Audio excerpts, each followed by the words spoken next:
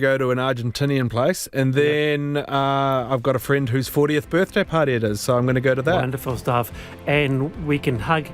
Yes, hug your wife. Hug your wife. That's Yeah, well, exactly. she asks for it sometimes. Oh, gosh. Okay. All right, David, Cormac, Sydney Mitchell, thank you for your time. I'm Wallace Chapman. A big thanks to Ayana for producing the show. I will be back 3:45 Monday. Checkpoint with Lisa Owen next. Stay listening.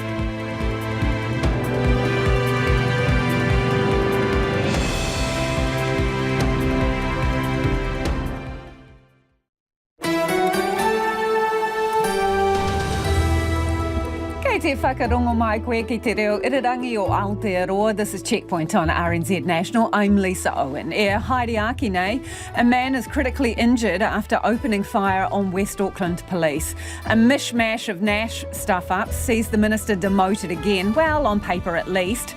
Buckle up, there's a stoush brewing over a multi-billion-dollar Auckland Airport revamp. If you're flying, you're paying.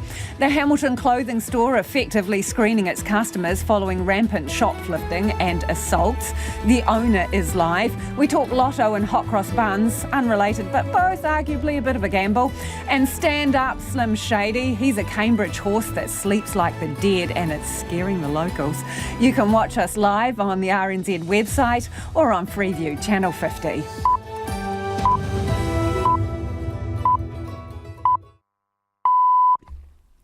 RNZ News at 5 o'clock. Good afternoon. Ahi Mārie ko Evie Ashton tēnei. The Prime Minister says his confidence in embattled Minister Stuart Nash has been dented.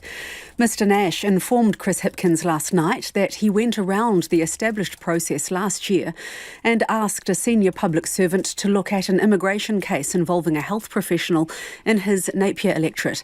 As a consequence, Mr Hipkins has demoted him from 11th in Cabinet to the bottom ranking 20th.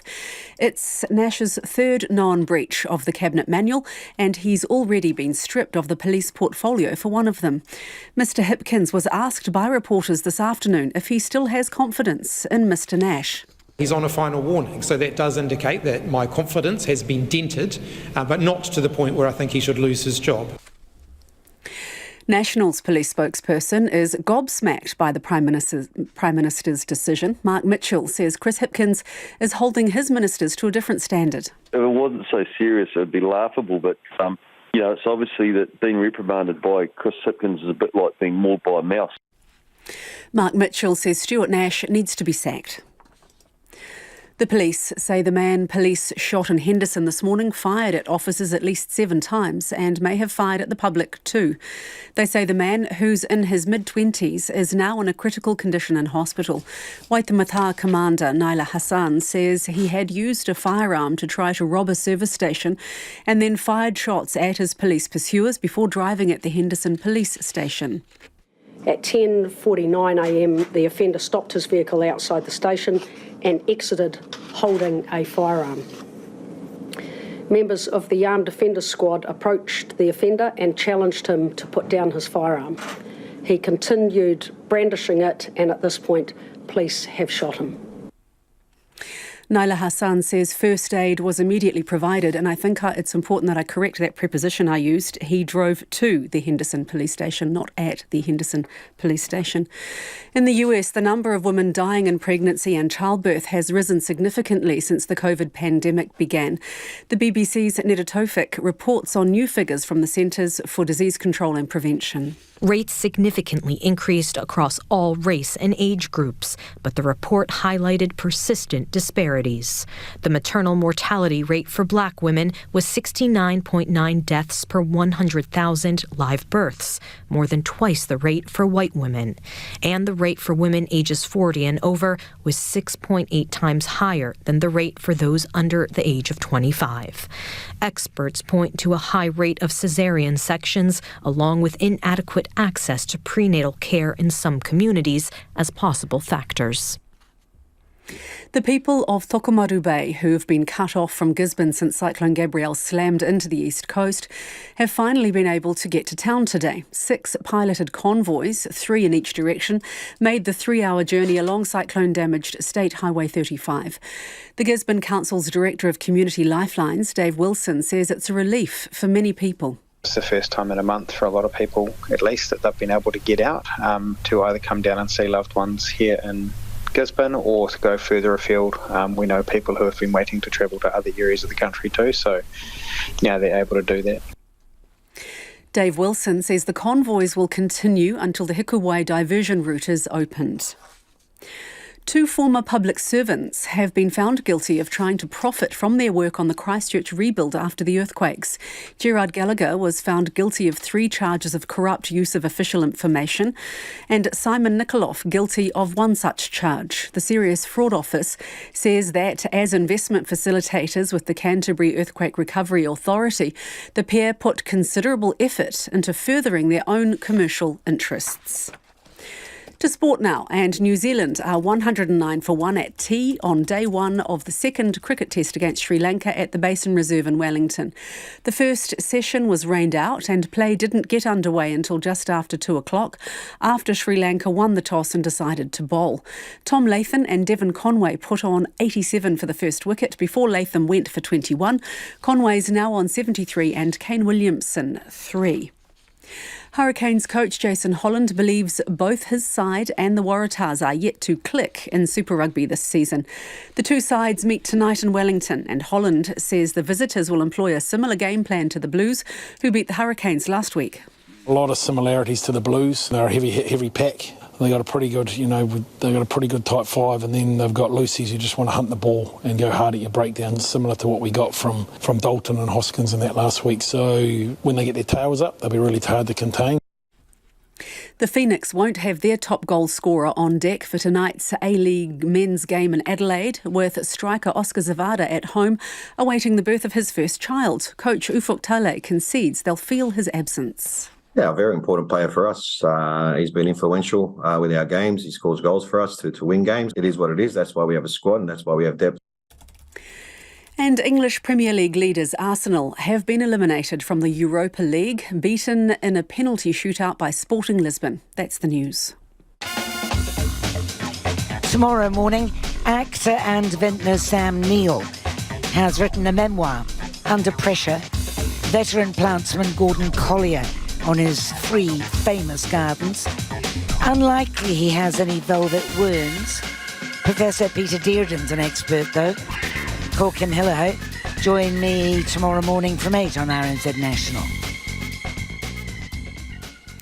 Kei te whakaronga mai koe ki te reo irirangi o Aotearoa. You're with Lisa Owen next on Checkpoint. Right now, the short forecast from Met Service to midnight Saturday. Warnings and watches are in force for heavy rain and severe gales for central and southern parts of New Zealand.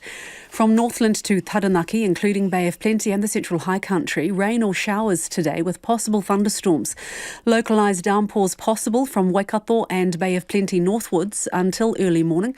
Isolated showers for the remainder of tomorrow. Gisborne and Hawke's Bay, occasional rain, turning to showers tomorrow afternoon. Whanganui to Wellington, including Wairarapa, occasional showers, turning to rain overnight with possible thunderstorms, clearing from the south tomorrow morning. Nelson and Marlborough, rain this evening, easing to showers overnight, then clearing tomorrow. Buller and Westland, rain with heavy falls and squally thunderstorms, clearing tonight. A few showers tomorrow afternoon. Canterbury and Otago, periods of rain with possible thunderstorms, turning to showers tonight, then clearing tomorrow. Fiordland and Southland, occasional showers or rain, clearing Southland tonight. Chatham Islands, a few showers and rain for a time tomorrow. It's 7 minutes past 5. Our next news and weather is at 20. Our next news and headlines and traffic, is at 20 past 5. It is Friday, nā mihi, Evie. Tēnā koutou katoa, no mai haere mai ki Checkpoint I tēnei rā, ko Lisa Owen tēnei.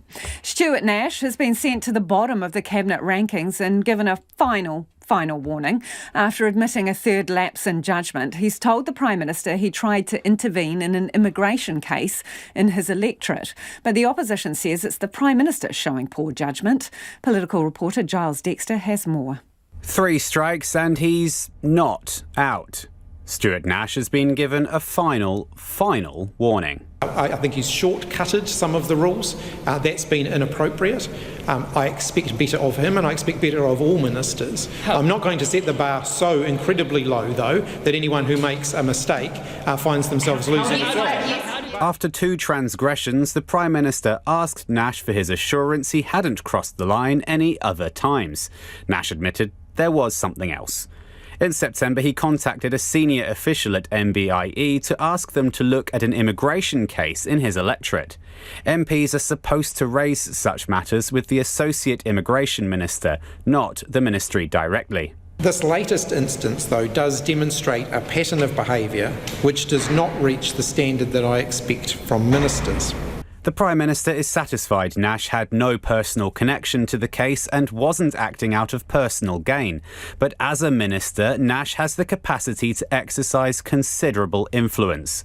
What's likely saved him here is his chat with the ministry didn't change the outcome. There was a process issue with the case. It had been snarled up in the process, and there was an issue around timing in terms of getting the case to a decision-making point.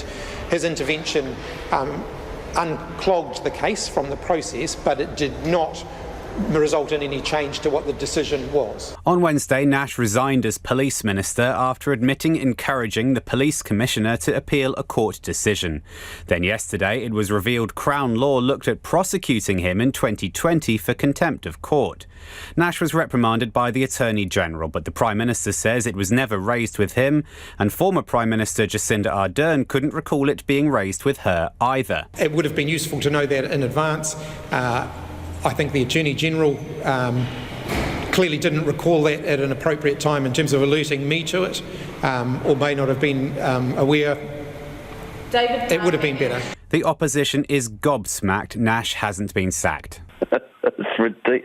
Look, if it wasn't so serious, it would be laughable, but it's obviously that being reprimanded by Chris Hipkins is a bit like being mauled by a mouse. National's Mark Mitchell says demoting Nash is meaningless. He's still in Cabinet.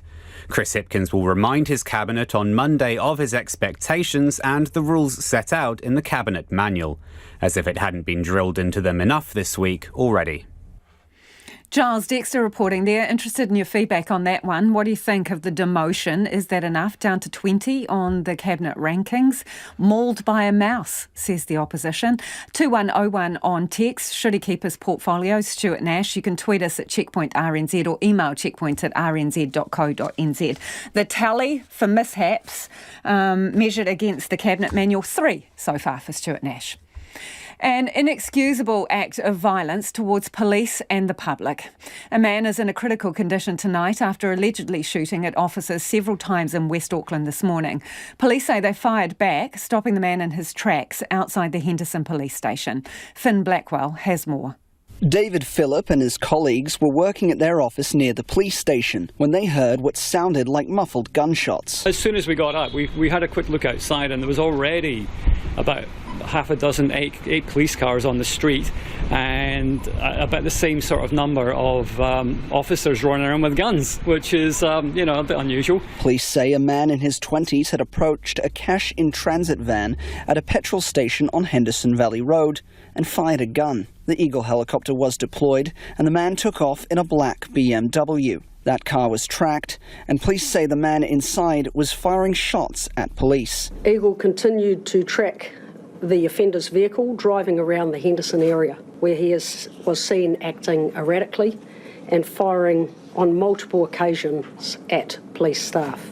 The offender has done this with absolutely zero regard for the safety of police staff or members of the public going about their business nearby. District Commander Naila Hassan says police were fired at least 7 times, and the offender may have fired at the public too. Police shot back at the man more than once. The man then drove on to the Henderson police station, where she says he got out of his car armed. Members of the Armed Offenders Squad approached the offender and challenged him to put down his firearm.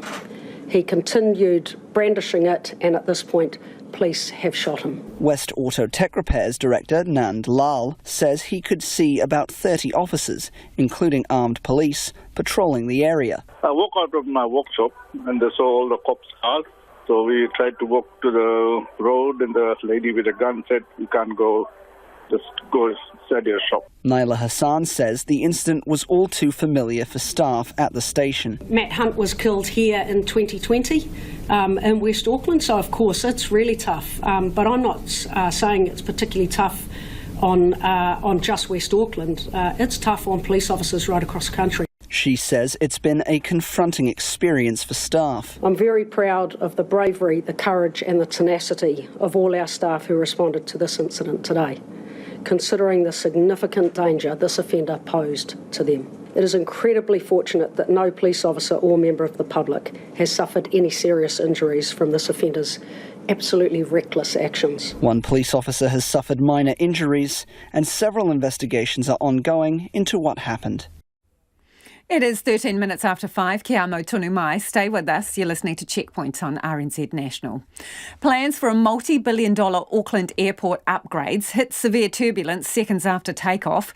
It's a $4 billion redevelopment that will see the domestic and international terminals merged, with a promise that passengers will be able to walk between them in no more than 5 minutes and undercover.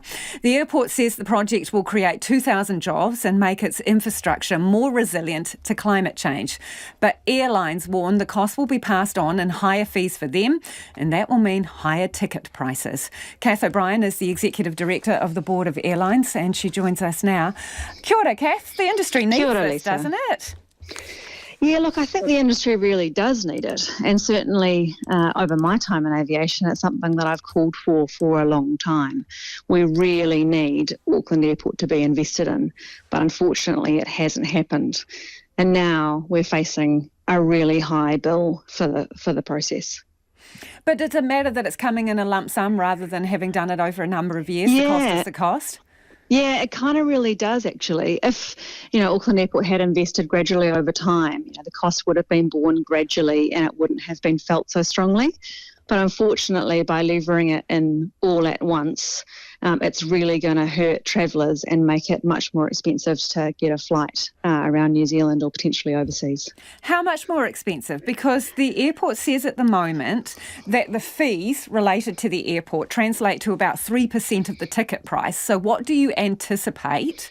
And I think that works out at about $7 or something in most cases.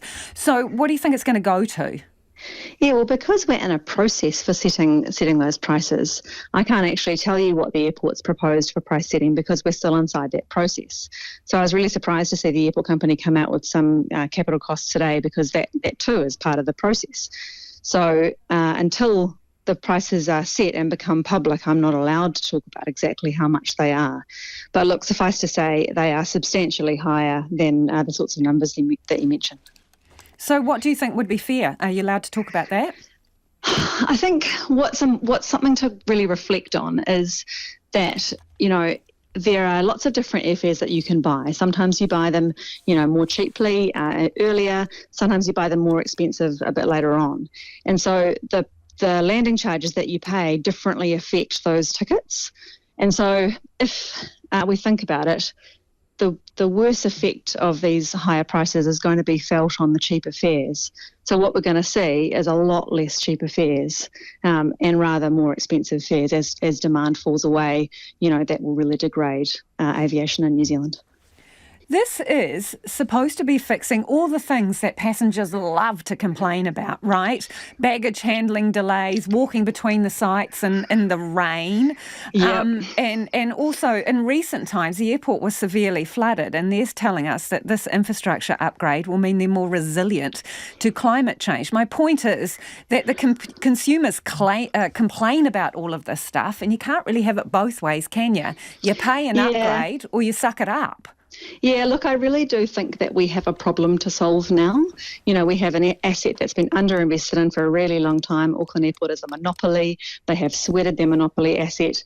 They have not invested. And so now we are stuck with a really huge cost to recover.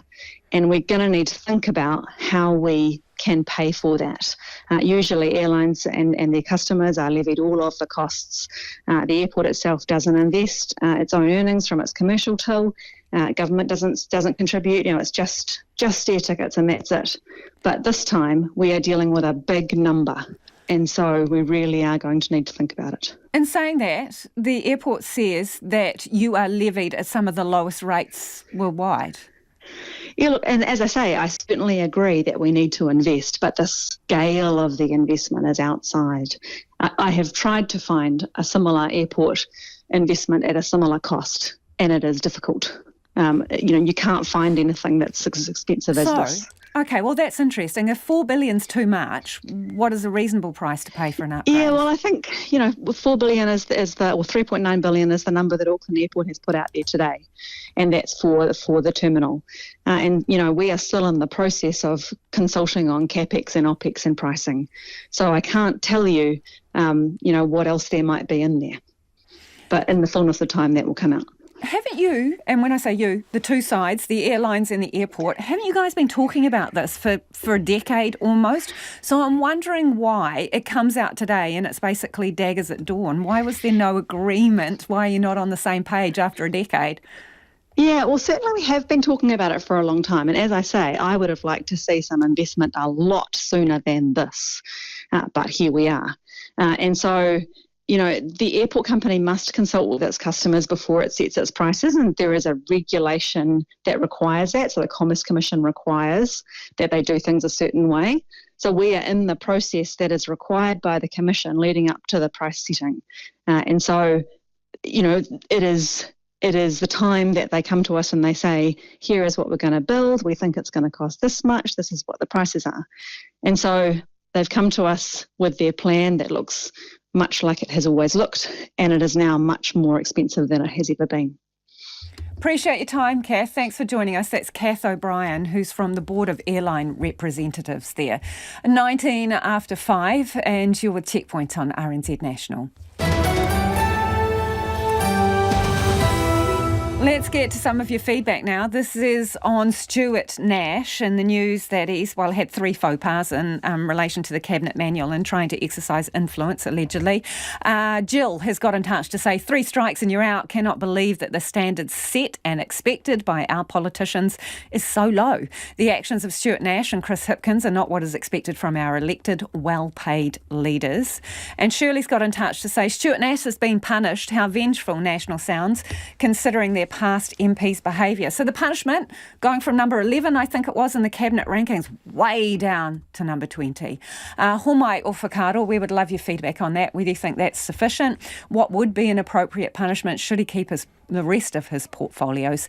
You can text us on 2101 or tweet us at Checkpoint RNZ. Also interested in your thoughts on that airport upgrade at Auckland Airport. $4 billion roundabout is going to be passed on to flyers. Do you think that's fair? The email address, checkpoint@rnz.co.nz. Evie's here with the headlines. Ko Evie anō tēnei. Embattled Minister Stuart Nash is ending the week at the bottom of the Cabinet rankings after a third revelation of poor judgment. He asked a senior public servant to look at an immigration case in his Napier electorate last year, going around the established process. Prime Minister Chris Hipkins says he's on his last warning. The National Party says Mr Nash needs to be sacked. The police say today's shooting spree in West Auckland showed complete disregard for public safety. The Armed Offenders Squad eventually shot a man when he confronted them outside the Henderson police station, where he'd driven after allegedly trying to rob a service station. The man is in a critical condition. Auckland Airport says it's too early to suggest its $3.9 billion upgrade will lead to fewer cheap fares. It's combining its domestic and international terminals, with passengers promised a 5-minute indoor walk between the two by 2029. But the Board of Airlines representatives warn the cost will be passed to airlines, who will pass them to passengers. The WOMAD Festival's returning to Brooklands Park in New Plymouth tonight after 2 years of COVID-19 cancellations. Event director Suzanne Porter says it's a relief to get the festival off the ground again as it celebrates its 20th anniversary.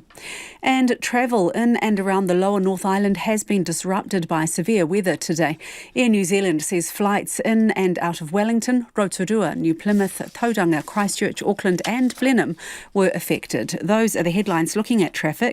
In the South Island, State Highway 6 from Hokitika to Fox Glacier and from Makarora to Haast.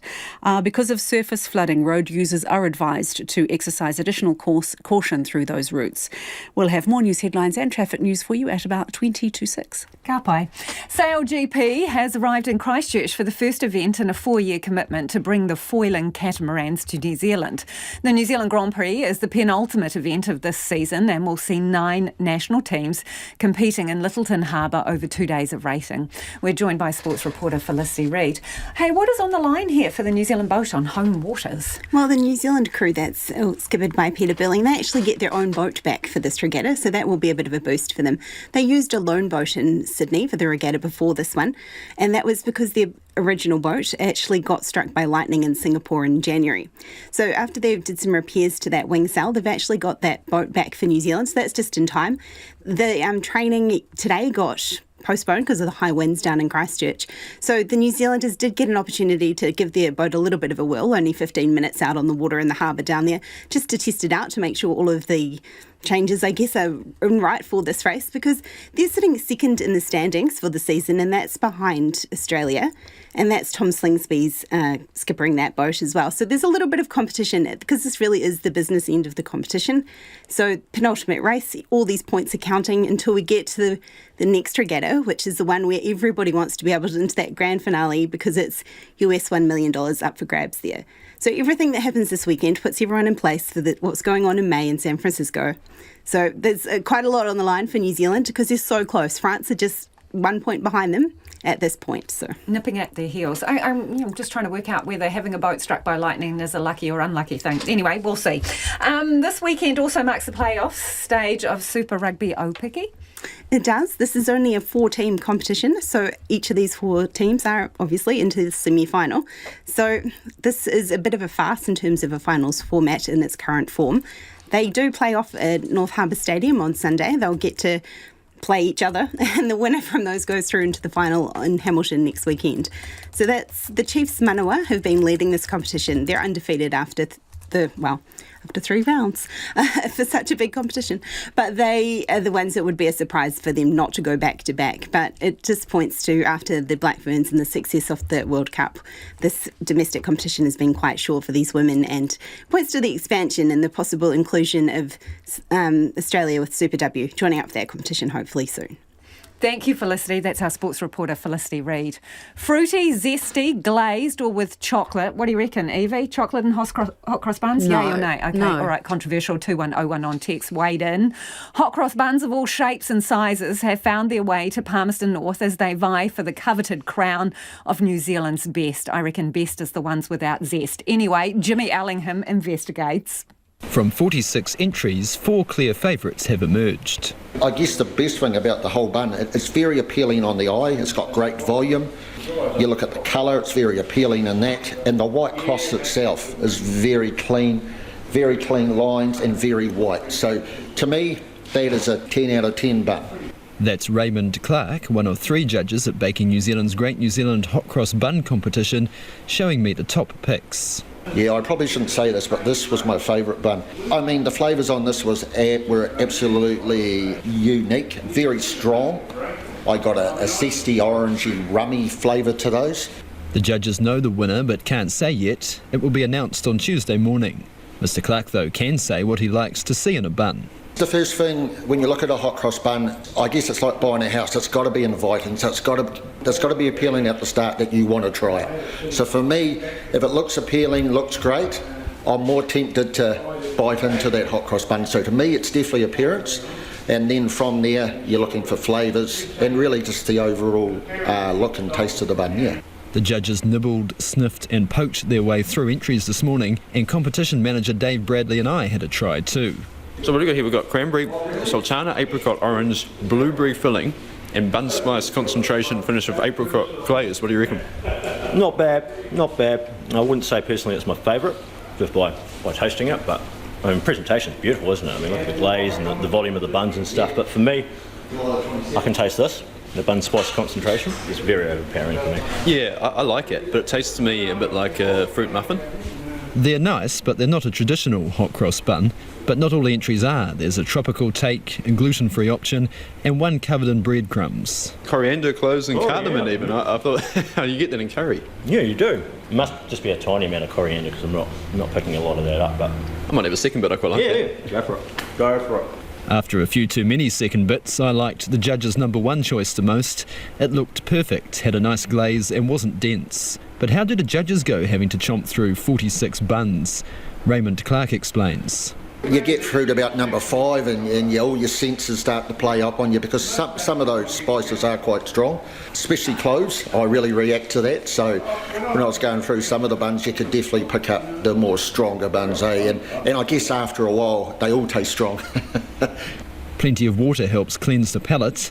Mr. Bradley's a baking tutor and a past judge, and he gives away plenty of tips, including why sultanas are important. Sultanas are a lot more plump and juicy, and they can absorb a lot more, I don't want to say alcohol, but whatever the contestants are soaking their fruit in, which is quite imperative actually to soak your fruit. If you don't, then it's generally once it's baked, it's going to come out, it's going to be quite hard and rocky and unappealing to eat. Baking New Zealand President Bernie Sagru knows what he's looking for too. It's really interesting when you look at, say, the crosses here. So that there is a nice uniform cross, like that's a bit ugly, one would say. We're also looking for where the fruit is inside the bun and not sitting on top of the bun. When it sits on top of the bun, it dries out in the oven. It goes hard and crusty, so the fruit inside the bun is very, very important. If it looks really, really ugly, it tastes beautiful, I still think it would get marked down. The winner gets a trophy, a pallet of flour, and no doubt an upturn in pre-Easter sales. It's almost all-out war here about what makes a good hot cross bun. Coriander, are you kidding me? We can all unite against that. Yeah, potentially, although Nona's got some whack ideas about what makes a hot cross bun. Nona, Lisa. Anyway, Nona, 29 after 5. We'll probably get some of those thoughts soon. Kia amo tonu mai, you're listening to Checkpoint on RNZ National. It's time for the business news with a hot cross bun on the side. Ko taku hoa inai ko Nona Peltier, who joins me in the studio. Nona, you just want to make a call on the hot cross bun now and get it out of the way? Look, if it's got a cross on it, and it's hot, it's a bun, it is. Yeah, okay. Now, Sinalay Milk has downgraded its outlook for profit growth. What is the reason? Quite a number of things. Yes, higher costs is one of them. Supply chain disruptions, you've heard that before. And reduced demand for that special milk that they produce. It's the A2 milk. Special milk. But anyway, they've cut their forecast after-tax profit to a range between 15 and 25 million, which compares with last year's 38.5 million.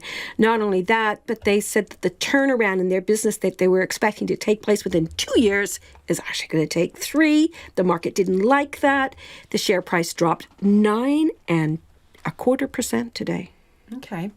Global ratings agency S&P says Asia Pacific banks are in good shape to weather any fallout from the collapse of the Silicon Valley Bank. I mean, what is it saying about New Zealand?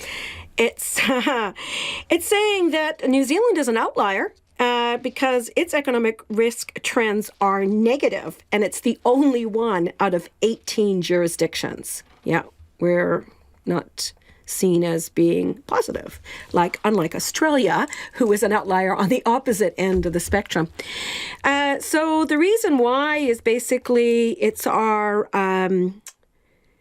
credit, it's the downturn in the property market, it's those kinds of things that suggest that our banking system isn't as resilient as it ought to be. Now, this is only if there is a contagion fallout from the Silicon Valley Bank. Now, they're not saying this is going to happen. They're saying that should it happen, New Zealand isn't in the best of all positions to weather it. But the Reserve Bank of New Zealand doesn't agree with maybe that, because they're saying that they've given a vote of confidence in the strength of the New Zealand banks and their ability to cope with any financial crisis. So they came out today and made that very clear that New Zealand banks, it says, showed themselves to be well placed to deal with far more adverse situations than we are currently experiencing. So there you go. What does that mean? What numbers have you got for us, please? Well, interestingly, the NZX Top 50 Index, despite Sinlay's poor performance there, rose nearly 0.25%, 27-point gain to 11,726 points. The New Zealand dollar, it's way up from where it was yesterday, 62.3 US cents, 92.97 Australian, so just knocking there on 93 cents, and 51.3 British pence, which is also an improvement. Thank you, Nona. And before we go, for those people listening rather than watching, you're wonderfully attired, Nona, a nod to 2 different things. That's Please right. Explain. I've got the green for headdress here for St. Patrick's Day, but also for tomorrow's Pacifica Festival that takes place in Auckland. Thank you, Nona. Nona Peltier there with Business News. Now, let us know your thoughts on hot cross buns, by the way. Text us on 2101 or tweet us at Checkpoint RNZ. Should they have chocolate or not? Think very carefully about that, please. And how much are you prepared to pay for one bun? We've seen a few pricey ones out there. What's fair? $5? Seen one bun at $5? Anyway, let us know. Evie's coffee and a hot cross bun at that point would be just worth gold. Well, with a coffee, it makes sense. And the butter. Hey, Lisa. No, but that's the bun on its own, $5. Anyway, let us know what you'd be prepared to pay and what makes a good one. Former National leader Todd Muller is resigning from politics, announcing he no longer has the energy to be an MP. First elected in 2014, Mr Muller is best known for his brief stint as leader of the opposition. Our political reporter Katie Scotcher looks back at his tumultuous time in politics. Todd Muller entered Parliament in 2014 as the MP for Bay of Plenty. Mr Speaker, this afternoon I rise with immense gratitude to the people of the Bay of Plenty electorate for placing their trust in me as their local MP. It is a realisation of a childhood dream. Mr Muller also dreamed as a child of becoming a national Prime Minister. And in 2020, he set about achieving that, successfully orchestrating a coup against former opposition leader Simon Bridges. Well, feeling very excited. It's a momentous day for the National Party, and I look forward to the conversation with my caucus. With just a few months until the 2020 election and little name recognition, Todd Muller urgently launched his Get to Know Me mission. And what's your nickname? Nickname, Toddles, Toddy. Toddster, anything with Todd with some sort of thing at the end. But Mr Muller struggled to gain his footing in the job. His tenure was defined by scandal and mishaps. I joined the Labour Party rather than I joined the National Party. Should I start again? Then came controversy over his Make America Great Again hat. I packed it up in a box when it left the office round, and it'll stay in the box. And the embarrassing tangle over the lack of diversity in Mr Muller's new look front bench. Shane Retty and Paula Bennett. And obviously Paul Goldsmith obviously is of Ngāti Porou. Do you identify as Māori? You've just been named as the one Māori. No, I'm not Māori. The Goldsmith family have many connections with Māori from Ngāti Porou. And it only got worse from there after news 2 national MPs had been handed private details of COVID-19 patients, and one, Hamish Walker, had passed them on to the media. Hamish Walker went behind my back and made his own judgment, and I'm sure that he is ruining it today. A few days later came the news no one expected. And we have breaking news. Todd Muller has resigned as leader of the opposition. Mr Muller said the job he'd held for just 53 days had become untenable from a health perspective. In short, he'd had a breakdown. He later told Stuff he'd been grappling with debilitating anxiety and panic attacks. Trying to continue to do your day-to-day job when you have such pressure and pain in your head is really challenging. Mr Muller kept a relatively low profile after this. That was until the start of 2021, when he announced he would leave politics at the next general election to prioritise his health. But it was quickly revealed he was pressured to leave after being outed for anonymously bad-mouthing National MP Hariti Hipango to a journalist. Mr Muller was dobbed in by MP Barbara Kuriga, who was with him when he spoke to the reporter. Oppositions do have to keep focus on the things that actually matter to New Zealanders, and every time that there's a story about a leak, it's a story that's not about the things that matter. Todd Muller changed his mind after Christopher Luxon took over as leader. The thing with turning the page is that you actually have to turn the page. Put the backpack of grievance down, that was then, this is now, and we've got to move forward on that basis. But Mr Muller only had enough energy to move forward so far. He started thinking about re-resigning a few weeks ago. You really need to be 120% for this and be able to give huge amount of hours, and I just don't have the enthusiasm to do it. Mr Muller says his journey in politics has been stimulating, challenging and at times difficult. He will remain at Parliament until October's election. Katie Scotcher reporting. Official convoys have kicked off today for whānau wanting to travel between Tokomaru Bay and Gisborne along the back road. The operation is very much trial and error, but miscommunication led to some confusion, causing travellers to come through the roads without a pilot driver. Anei te kai ripoata at Ashley McCall. Here's Ashley McCall. 19 up to the 21 stories Wamata. The back roads definitely aren't for the faint-hearted. It's a commute that needs an experienced driver leading the way. The convoy takes around 3 hours to travel from Waimata Valley Road through to Tokomaru Bay. I'm travelling with Filton Hogan traffic controller Tereana Watene, who says it's really important to keep communication up while travelling this road. Definitely need someone with an RT. Just with these heavy vehicles using the road, it's not safe at all. If you're inexperienced with driving back roads, like this is technically a logging road, a back road, and if you don't have that experience, you could go down the cliff. That's because the majority of the way there's no reception and a number of blind corners. She also highly recommends using a four-wheel drive, estimating about 30 kilometres of the road is gravel. Tumori Rerere Hania used this road a few days ago because he had to get his truck serviced at a garage. He says this convoy provides an important lifeline for whānau living on the coast. He's advising everyone wanting to travel between Tokomaru Bay and Gisborne to do it through convoy. This road is quite busy and, there's a lot of people other than us driving on this road, using this road, and as you can see, without the convoy I would have not known cars that are hitting blind corners, and there's a lot of fellas going fast too, and we're just trying to get there and get home and get our stuff and get out of there. Tokomaru Bay resident Bobby Kennedy says the convoy is important for many essential services. A couple of appointments, dentist, picking up a generator, and just a few groceries. It's important for the ones that do have four-wheel drives, because we can make appointments that we've got. There are a lot of people at home that can't travel, so they don't have four-wheel drives. But being the first day, there were some teething issues with miscommunication between one of the contractors causing delays. The last convoy was meant to leave at 2 p.m, but didn't leave till just before 4 p.m, leaving whānau waiting with mixed reactions. I rang the council a couple of times to see what they were saying, and they reckon 4 o'clock was the latest. We understand there was no communication to our pilot, and she'd been waiting for the second group to come through. I'll just go with the flow. If it takes another hour or two, so be it, as long as I get home.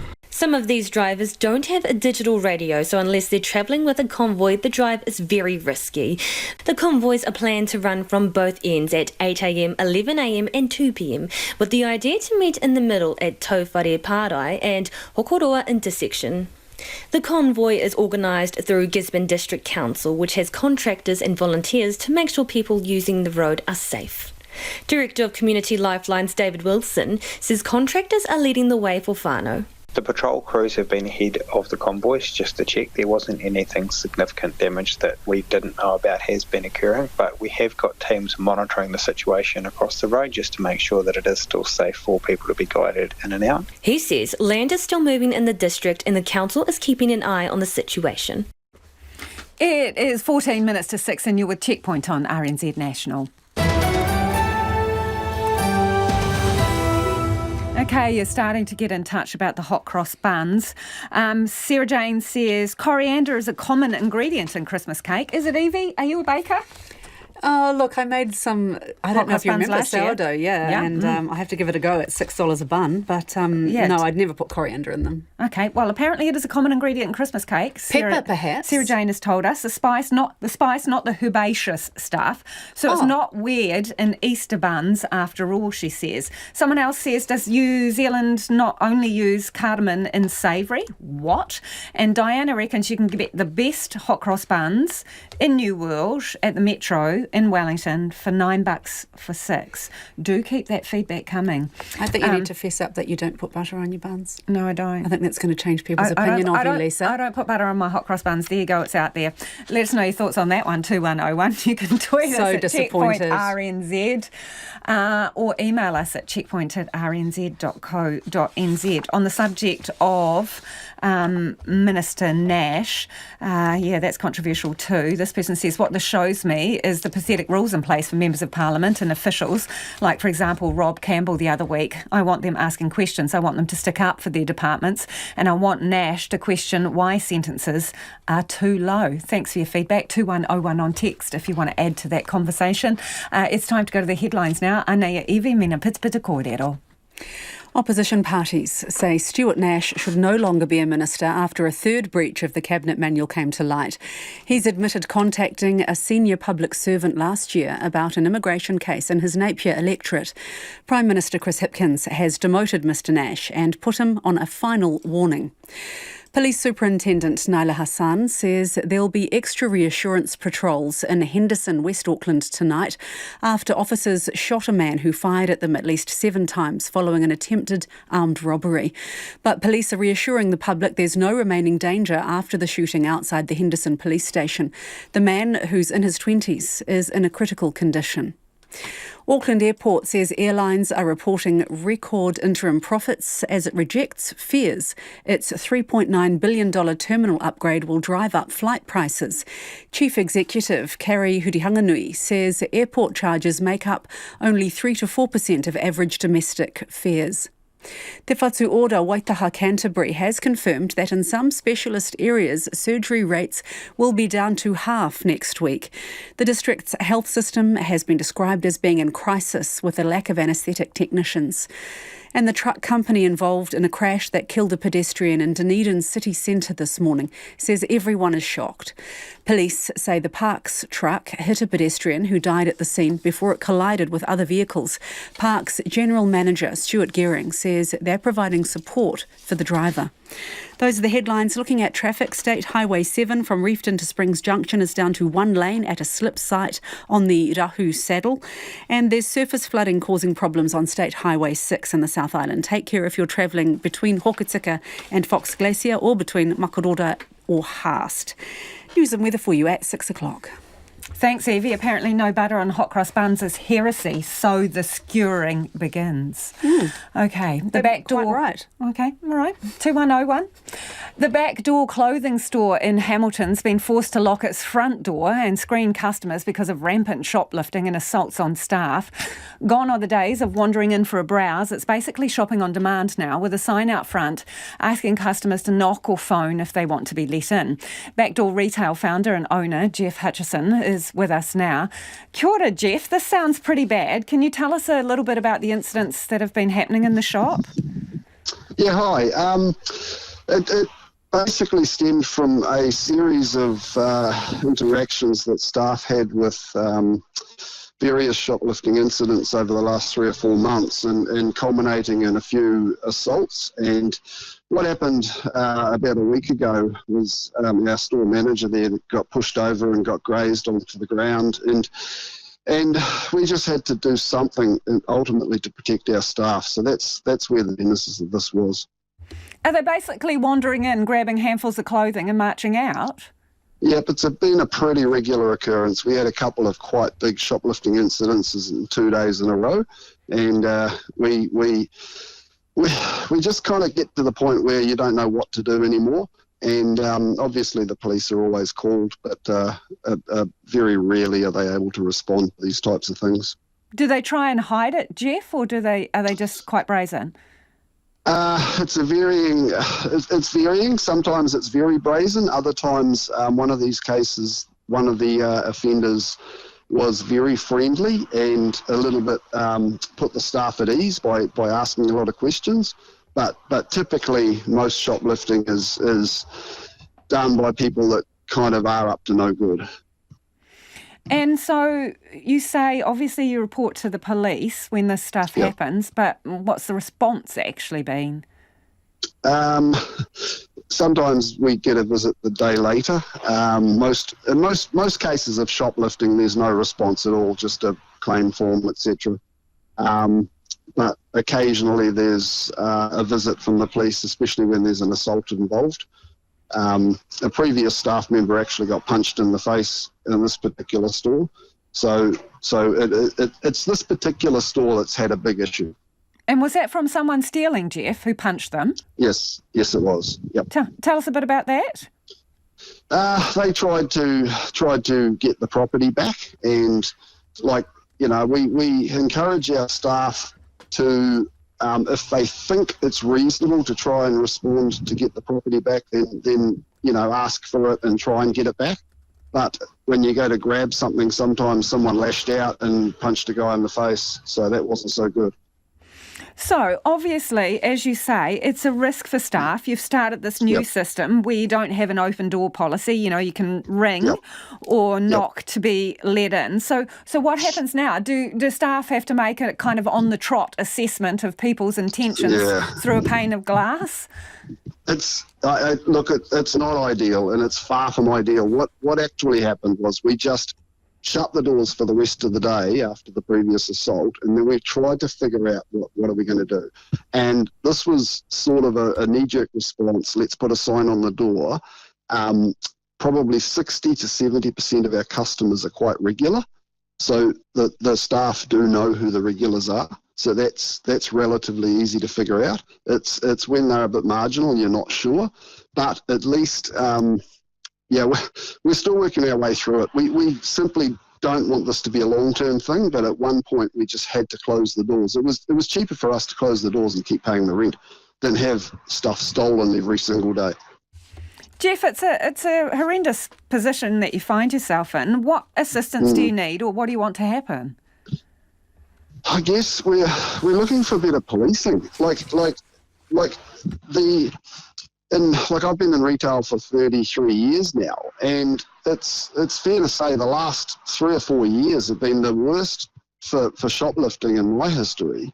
And there are so many young offenders that are literally getting away with it all the time, and there are no consequences. And I mean, I've lost count of how many family group conferences I've been to and all of those things, that many of the offenders just laugh about it. And I think there need to be consequences, and I think I would like to see the ourselves as shopkeepers being able to actually take property back without being told you can't touch us. And I would like to see a law change around that. Jeff, thanks for sharing your situation. We really appreciate you joining us. That is the Backdoor Retail founder and owner, Jeff Hutchison there.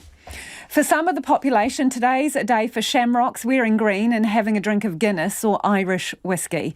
It's St Patrick's Day, and those with a dash of Irish ancestry are keen to celebrate the sounds, culture and taste of Ireland. Ane te kai repoata, a Bill Hickman. It's a fitting day for the opening of the new Irish Embassy in Wellington. The ceremony was conducted by Charlie McConalogue, the Irish Minister for Agriculture, Food and the Marine. He says almost 15% of New Zealanders can claim some Irish ancestry. Thank you all. Pleasure to be with you today. Be careful, it's a long day. Pace yourselves. Probably is not the wisest move to start the first function of the day at 9:30 in the morning, because the temptation is to keep going. Out and about at the Green Man in central Wellington, plenty of punters are decked out in green to enjoy a pint of Ireland's finest today. I'm a local here, but I come down from Sanson. Absolute tradition, always the Green Man. Late start today, 1 p.m, but I'll make up for it. Maureen McSharry has been celebrating every year for the past 4 decades. I'm 44 consecutive St Patrick's Day. My father took me out St Patrick's Day when I was 16, and I'm now 60. Others are relishing the opportunity to mark the day in person after COVID lockdowns. Is it nice to see people back out in person? It is, and I've seen my leprechaun again. Honestly, he's the first face I recognised in here. It really is, and it's always good to see the leprechaun. They're talking about Dan Mora, who calls himself a professional leprechaun. It's really the first big St Patrick's Day since COVID, and it's a Friday as well. A lot of people have finishing work at 3 o'clock, coming in and getting amongst it. The other Irish bars in town are doing really well as well. But writer Sheena Clifford says there's much more to her homeland than leprechauns and a few too many pints of green Guinness. She says Ireland has exported some of the world's most enduring contributions to literature and music. Gaelic football and hurling are some of the fastest and most physical field sports played. The Irish are not too shabby when it comes to our national game as well. And I know it's not coming from a bad place either, but I just don't think I've literally ever heard an Irish person say top of the morning to you, or fill DD potatoes or whatever. There is more to Ireland than some of the drinking, fighting Irish jokes. Trish Given, president of the Wellington Irish Society, says Aotearoa is an ideal fit for Irish expats. We've got the same kind of sense of humour. The landscape is the same. It's just wonderful and green. And, you know, when I was home at Christmas and I was sending back photographs, people were going, that looks just like parts of New Zealand. And I'm like, yeah, it does. And I said that, you know, it's home from home, and it is home for me now. With this St Patrick's Day falling on a Friday, the celebrations are likely to carry on late into the night. It is 7 minutes to 6. Kia amo tonu mai. Stay with us. You're listening to Checkpoint on RNZ National. The special Lotto draw to raise money for cyclone relief is a must-win this weekend with a $15 million Powerball jackpot. 50% of all Lotto, Powerball or Strike purchases will go to the cause. Similar draws were held after the Christchurch and Kaikoura earthquakes. Lucy Fullerton from Lotto is on the line. Kia ora, Lucy. 50% of ticket sales, based on kind of average sales for a must-win weekend, I mean, how much could that be? Kia ora, Lisa. Well, look, we're already seeing Kiwis getting behind this draw. So as of close of business yesterday, we'd sold 365,000 tickets, which is quite a lot more than we'd normally expect for a $15 million jackpot. And we normally see 75% of tickets sold on Friday and Saturday. So we'd be looking at about maybe 1.4 million tickets. Obviously, it's hard to predict. And when we look at what happened in Christchurch for our Christchurch draw back in 2011, which was a similar sort of draw, similar sort of jackpot, we raised $8 million then. So we'd expect to be in that vicinity, maybe even a bit more. And the must-win scenario, did that just come about by chance? No, it didn't. We chose to do that because this is such an important cause, and we really wanted to give people who don't often join until the jackpot is a bit higher, we wanted to bring them into the game, and we know Kiwis really want to get behind this. So we decided to make it a must-be-won. So a way of coaxing more people in? Yeah, people who might not normally buy a ticket until it gets to sort of 20, 25 million. When it's a must-be-won, they might think, oh, well, it's a good cause. Maybe we'll pick up a ticket this Saturday. So what are the odds of winning? What are your odds of winning? If it's Powerball First Division, your odds of winning for a 10-line ticket would be 1 in 3.8 million. Sorry, so for a 10-line ticket, can you repeat that again, Lucy? Sorry? Yep, so if you get a ticket with 10 lines of Powerball, you have a 1 in 3.8 million chance of winning. So it's a small chance of winning. Obviously, if it rolls down, then the chances get better at every level. It's still a small chance, but we know that the reason people buy a Lotto ticket is so they can dream for a few days about what they might use the money for, and that's just a bit of fun.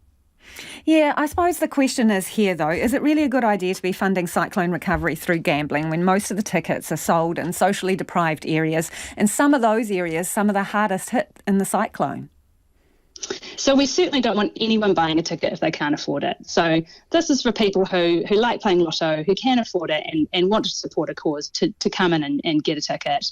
I mean, most of our tickets are actually sold not in highly deprived areas. That's probably about sort of more in line with population. But that's certainly something that we're always conscious of. And we have been when out in our stores and in all our publicity, just pushing the message, it only takes one ticket to show you support, and only spend what you can afford. Thank you for joining us, Lucy. Lucy Fullerton there from Lotto.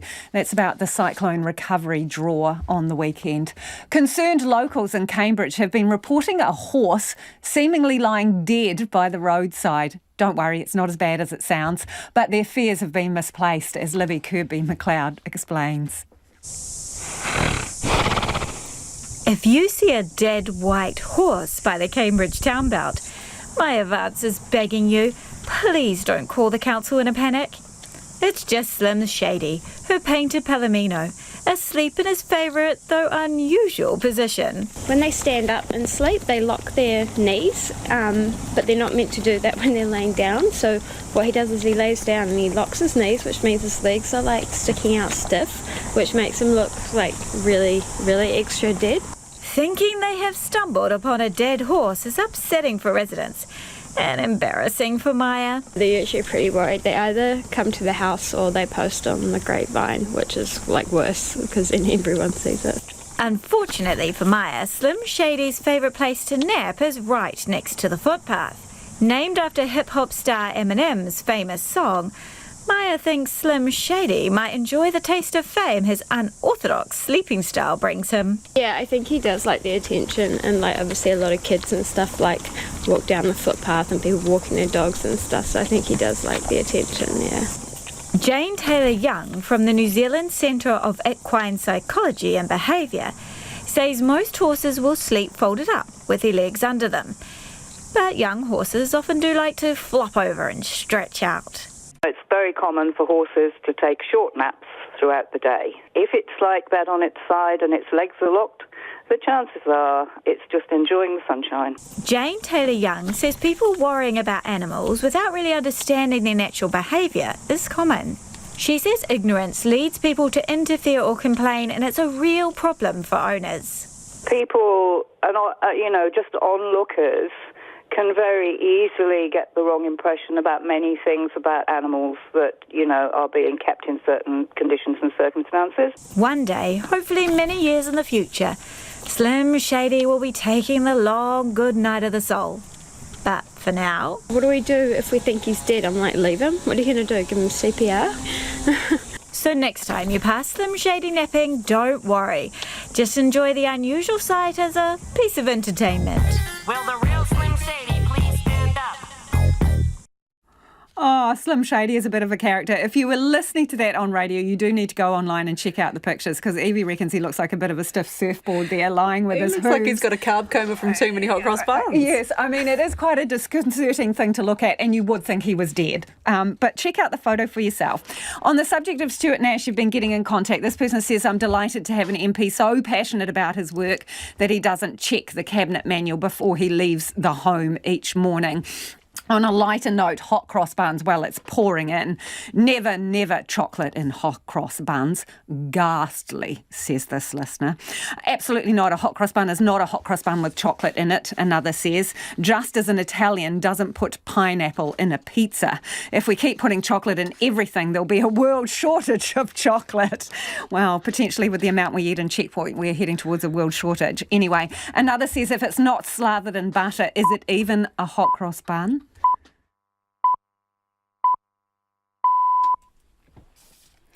RNZ News at 6 o'clock. Good evening. Ngā mihi o te pō ko Evie Ashton, tēnei. The Prime Minister is defending his decision to keep embattled Minister Stuart Nash in Cabinet. Mr Nash has been demoted to the bottom of the Cabinet rankings following his revelation of a third lapse in judgment. He informed Chris Hipkins last night that last year he breached established process by asking a senior public servant to look at an immigration case involving a health professional in his Napier electorate. Mr Hipkins says he considered previous cases of ministerial dismissal when determining Mr Nash's punishment. In this case, he is facing both a reprimand and a consequence, which is his further demotion.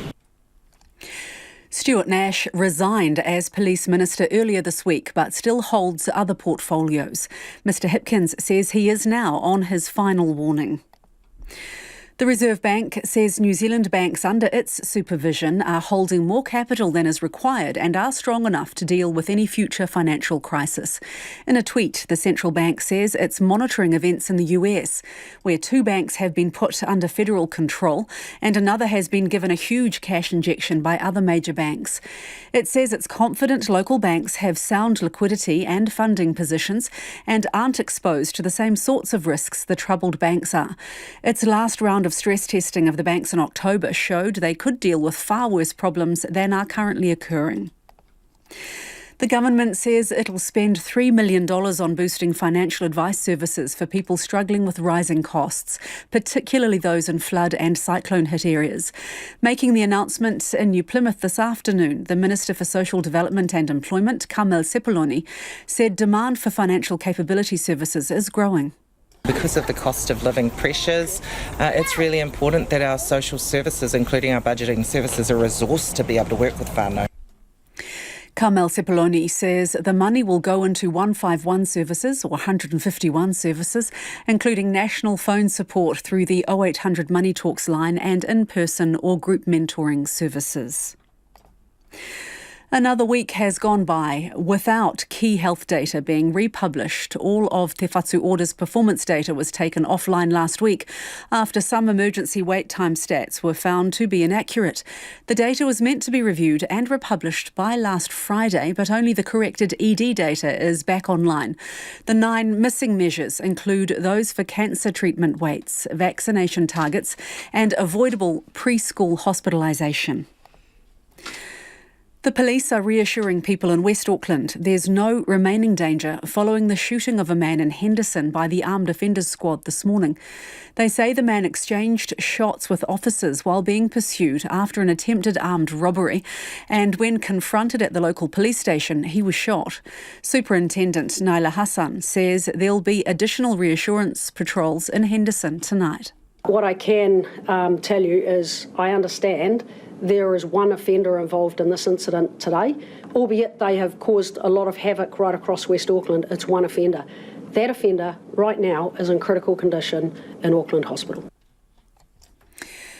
Israeli forces have shot dead 4 Palestinians during an undercover raid in the occupied West Bank. The dead include at least 2 senior militants and a 16-year-old boy. The BBC's Tom Bateman is in Jerusalem. This was an apparent targeted killing by an undercover squad of Israeli forces who entered the packed centre of Jenin in the middle of the day. At least some of the Israeli troops appeared disguised as Palestinians and killed 2 men. One is seen lying face down, apparently already badly wounded or dead, being shot in the head at close range.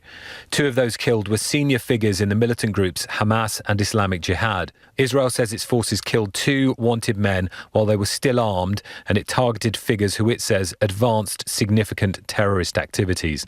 Hamas called the killings an assassination that would not go unpunished. Auckland Airport says its charges are much lower than those of its counterparts in Australia and New Zealand. Airlines have said that a major terminal redevelopment planned by the airport will drive up fares. But Chief Executive Kerry Hurihanganui says airport charges make up only 3 to 4% of average domestic fares. She says Auckland's charges for a domestic flight are already 40 to 50% lower than other airports. So it's starting from a very low base, and that's reflective, let's be honest, that's reflective of a terminal that's almost 60 years old and reaching the end of its life. That does mean that an investment is going to see an increase in those airport charges, but again, 3 to 4% of an average domestic fare. Kerry Hurihanganui says it's too early for airlines to say there'll be a loss of cheap fares. The First Church of Otago will celebrate a century and 3/4 of Scottish settlement in Dunedin tomorrow. Otago Anniversary Day on Monday marks 175 years since the arrival of the ship John Wycliffe at Port Chalmers on March the 23rd, 1848.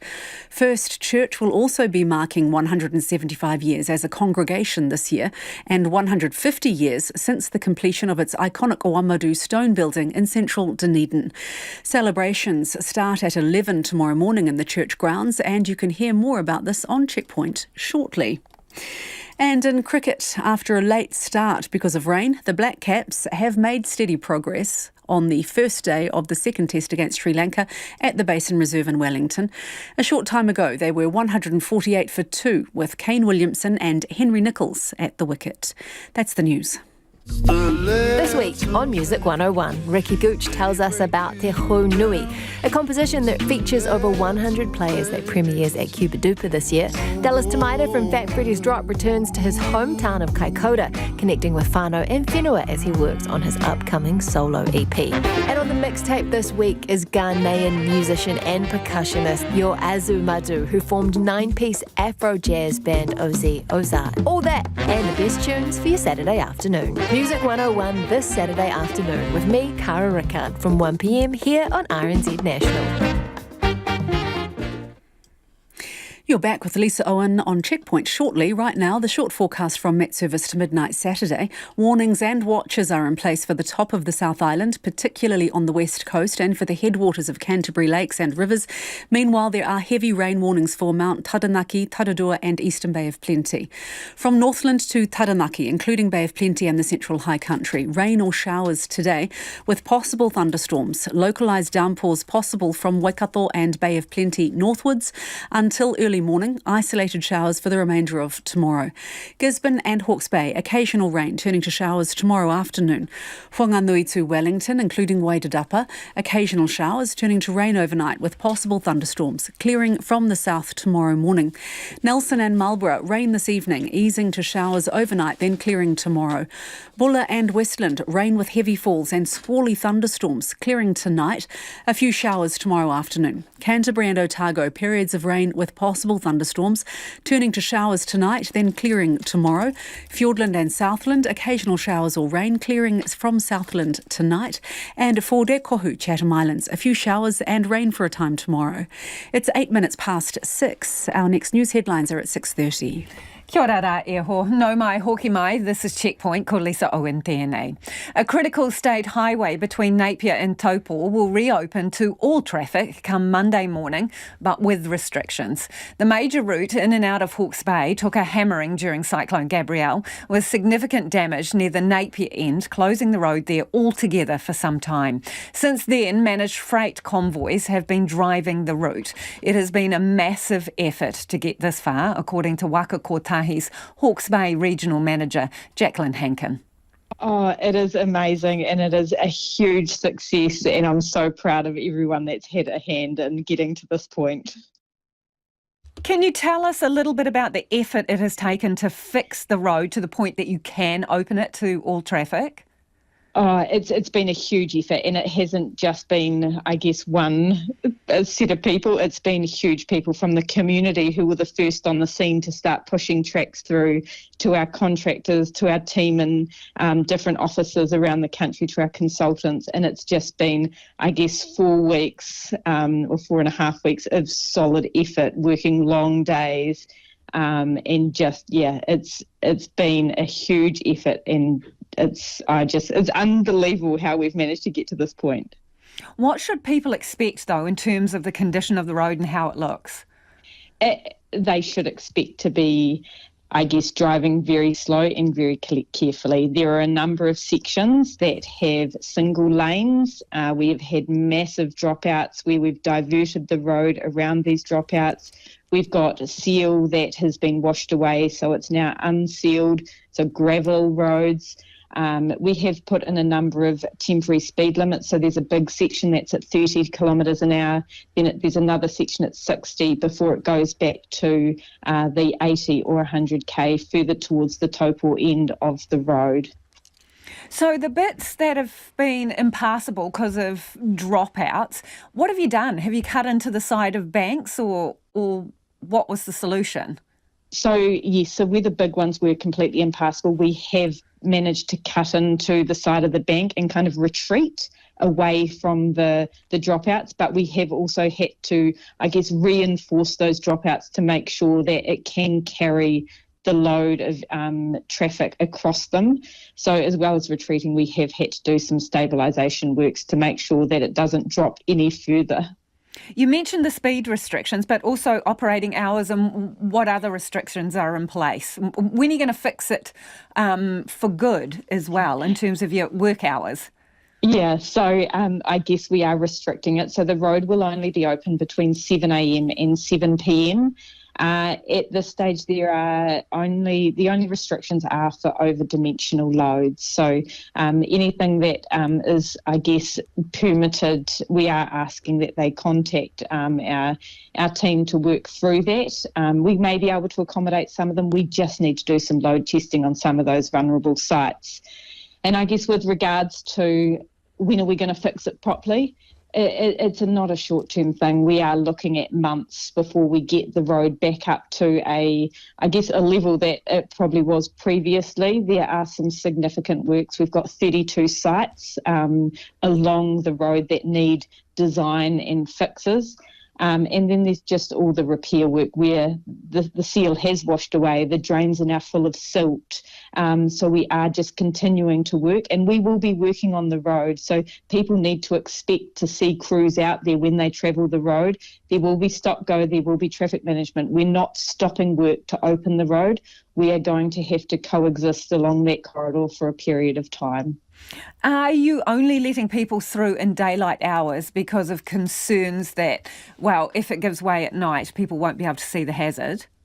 Yes, correct. And that is, the road is still very fragile. It is vulnerable. We don't want to, I guess, put anyone's lives at risk especially over rain events as well. And I guess at night time, we have lost a lot of that nighttime delineation. So the edge marker posts and things, which we will slowly be putting back. But yeah, it is a safety thing for why we are keeping it to daylight hours. Jacqueline, you mentioned permitted vehicles. I mean, what size vehicles are allowed on there? So are trucks carrying freight still able to go down there? Yes, definitely. So all the truck and trailers with freight, the HPMV vehicles, they can all go along there. That is not an issue at all. It is open for that. We've tested that. And that was one of the reasons why we also ran the freight convoys, as well as opening up those connections and getting freight in and out of the Hawke's Bay. It was also a test to make sure that the road was strong enough to be able to carry those trucks, and the road could hold up for those vehicles. What are you kind of anticipating in terms of volume?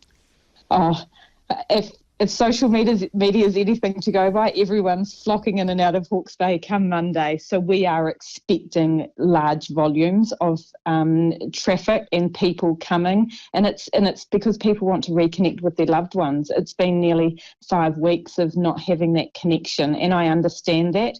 But I guess I do want to stress that, as I said, the road is not in a state that people are used to. It is one lane, it is slow, there are a number of work sites.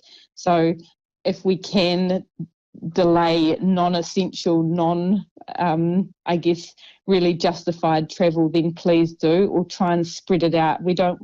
We will get an influx on Monday, and I totally understand that. And our crews will be out there, and we will be having a police presence to make sure everyone is safe, and we are keeping people, I guess, flowing along the road, as well as making sure that people do stick to those speed restrictions. And that was Jacqueline Hankin, and that Napier Taupo Highway will be open on Monday morning for all traffic. Now to Dunedin, where the southern city and the surrounding Otago region is celebrating its 175th birthday this weekend. The First Church of Otago was instrumental in Dunedin's European settlement and will tomorrow host an event to mark the arrival of Scottish settlers on board the ship the John Wycliffe. Our reporter Timothy Brown and camera operator Nathan McKinnon went for a tour. So this is where the minister comes and gets ready for the service to do that. When construction of the current First Church building was completed in 1873, it was the tallest building in the South Island at 56 metres. But its history dates back another 25 years to the arrival of members of the Free Church of Scotland, who split with the Church of Scotland in 1843 over a disagreement about who should choose clerics. First Church's Associate Minister, the Reverend Dr. Malcolm Gordon, says the settlers brought the First Church with them. The story is that they got on the two ships, the John Wycliffe and the Philip Lang, 1848, and they brought with them a prefabricated building that they erected once they got here, and that was the schoolhouse during the week and the church on Sunday. First Church's senior minister, the Reverend Ed Masters, says that wooden building was only the first of several to take the name First Church. This is the third First Church building. So the initial flat pack sort of church that they bought was not big enough for their needs. So after a few years, they built a stone church over on Dowling Street, which they used for worship, for community gatherings, for public meetings, for education. And while they were in that, they planned to build on this location. Included in the church's history are figures such as its first minister, Thomas Burns, the nephew of poet Robert Burns, and Rutherford Waddell, a social reformer who campaigned against sweatshops.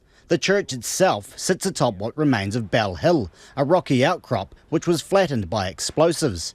Dr. Gordon says he recognises that while the church and its worshippers have a 175-year association with the area, there is a far older human history as well, and one which the church also needs to acknowledge. It's a live issue for us, and one that we are not going to introduce some te reo into our service and think job done. To our shame, we don't know what this hill was called before we called it Bell Hill and blew it sky high to put our church on, to our shame.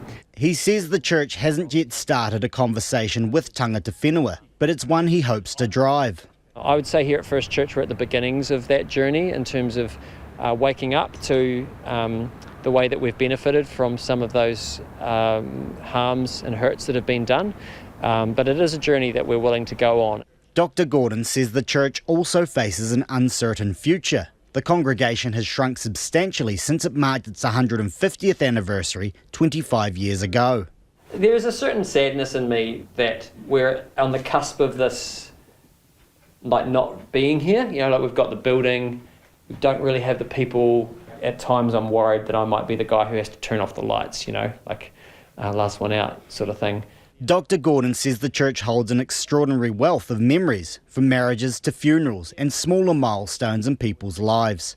It means a lot to many different people, and tomorrow that will be celebrated during a 175th birthday bash at the church grounds from 11 a.m.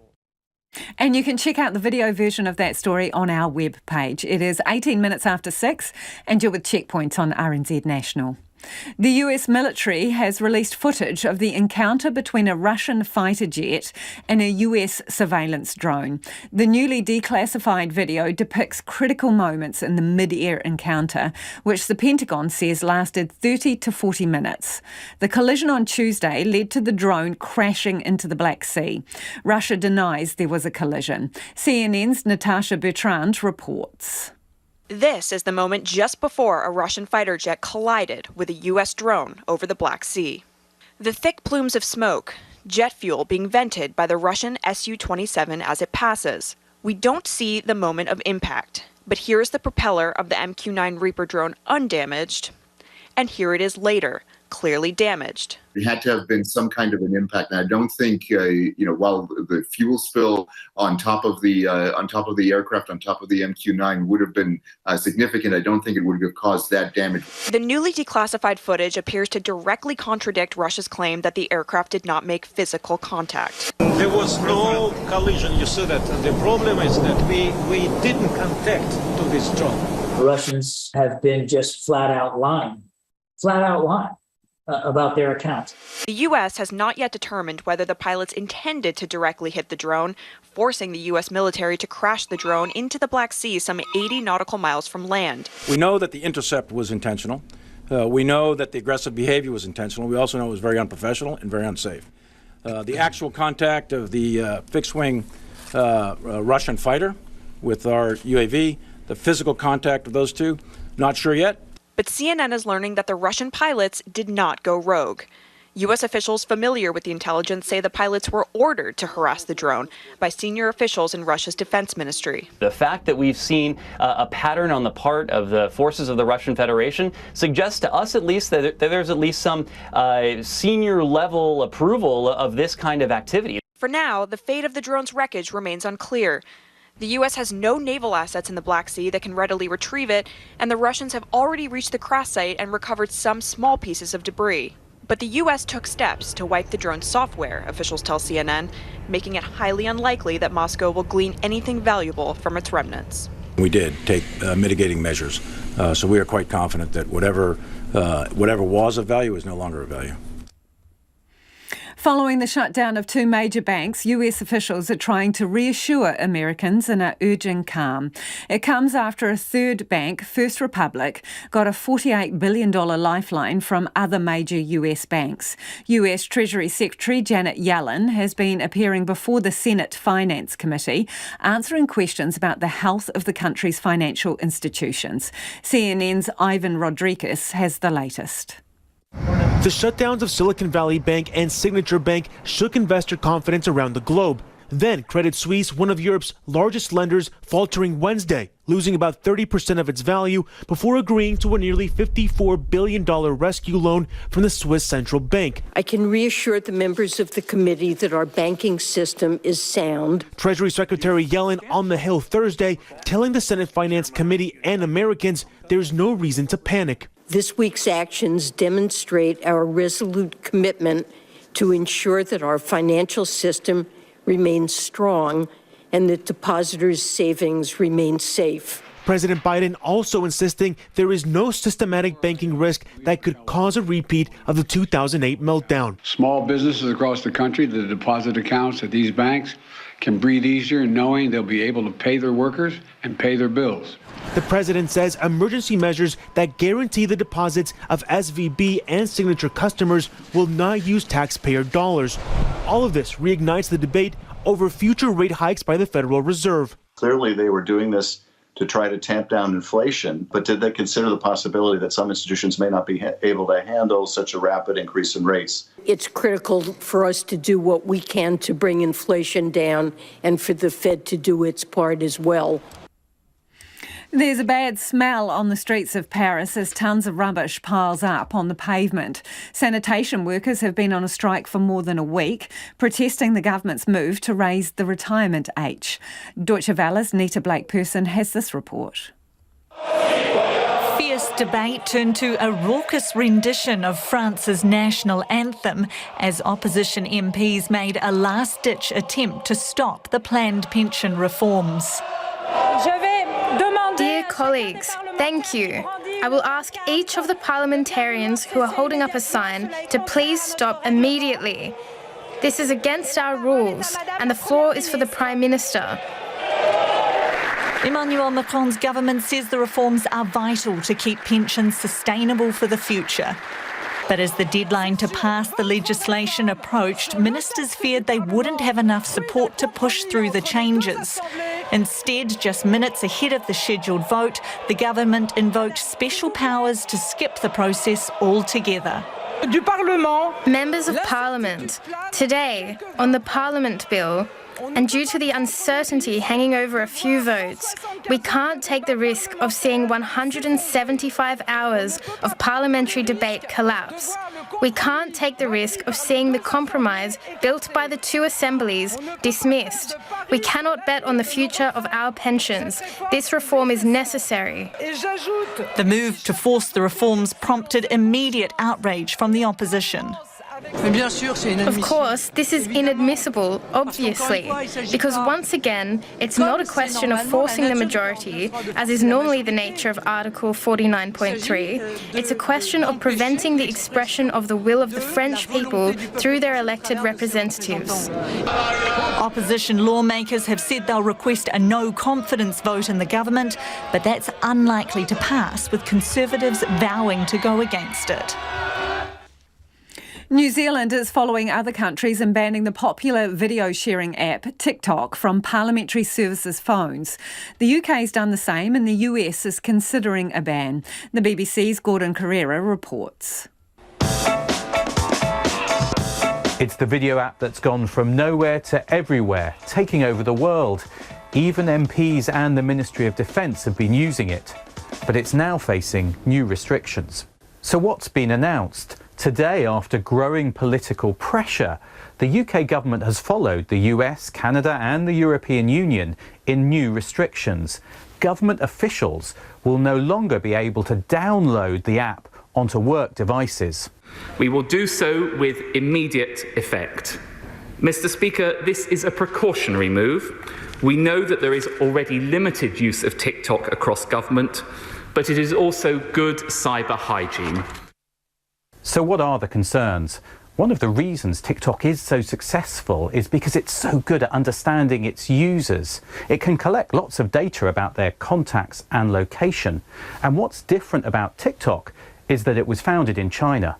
TikTok is collecting a huge amount of data, which is relatively similar to all social media platforms. But I think the problem is who they may be sharing it with. Now, it's not proven who they're sharing it with, or if they are, but it's that collection of data which could be sensitive that could cause risks to countries should it be shared with the incorrect people. So what does the company say about this?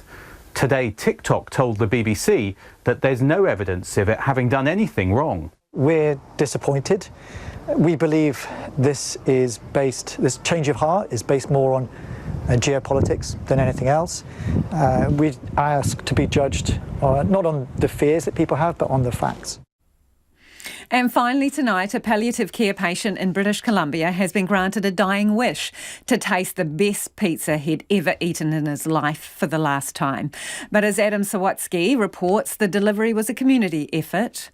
After spending more than 4 months in hospital, Sanjeev and his wife Sandy are thinking back on that summer day they spent at a rural lavender farm. It's so beautiful, so peaceful. And the wood-fired pizza they ate there, the best Sanjeev had ever had. It was just amazing. I never forgot this flavor. And he wondered if experiencing it again with Sandy might help them endure the sudden diagnosis that he was suffering from a rare and aggressive cancer. He always say, be positive, keep going. So Sanjeev sent a message to Bilston Creek Farm, which was received by Karen, the events manager. We couldn't believe what we were reading. Sanjeev wrote he was in palliative care, with just weeks to live, and hoped to taste their pizza one last time. It's his wish. Why wouldn't we do that?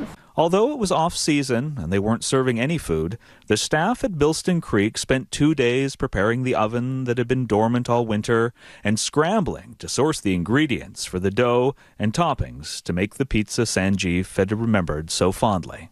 The ingredients are our tomato sauce, mozzarella cheese, kale from one of our local farmers, artichoke hearts, chicken, Moroccan olives. So I'm up.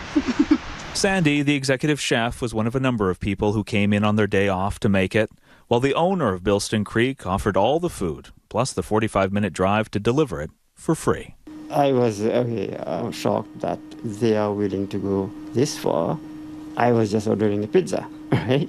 But then again, Sanjeev says this is not about pizza. It's about kindness. And he hopes that by sharing his story, countless others will be inspired to spread kindness too. The world can be a very better place to live. But first, realizing Sanjeev's hope of creating a memorable meal for him and Sandy couldn't feel better. I don't have words. It's touched my heart. I'm so happy. And Sanjeev is so thankful that he could share the pizza with the healthcare team he couldn't be more grateful for. And although a hospital bed in the winter couldn't be more different than a lavender field in the summer, that his beloved Sandy is by his side. Enjoy every day, every second, every moment that you have in your life. You never know tomorrow how you're going to wake up. Yeah, what a beautiful story. That is all we have time for this evening. We will catch you again next week. Have a wonderful weekend.